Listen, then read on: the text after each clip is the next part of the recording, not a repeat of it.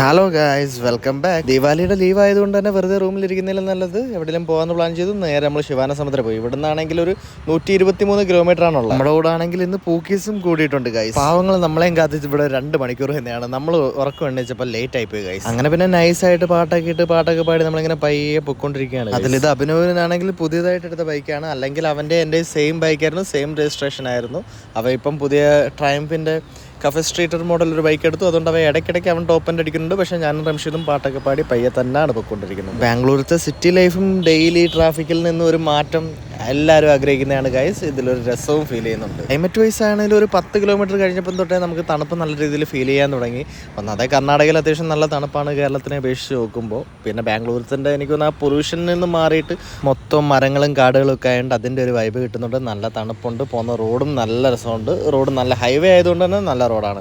സാധാരണ ബാംഗ്ലൂരത്തെ റോഡ് ഭയങ്കര ബോറാണല്ലോ. അതുകൊണ്ട് പിന്നെ നമ്മൾ പാട്ടൊക്കെ കേട്ടിങ്ങനെ ചില്ലടിച്ച് പയ്യെ പൊക്കൊണ്ടേ ചായ കുടിക്കാൻ നമ്മൾ ഇതുവരെ നിർത്തിയിട്ടില്ല. വരും വീഡിയോകൾ ബാക്കി വരുന്നതായിരിക്കും. അപ്പോൾ ശരി എന്നാൽ.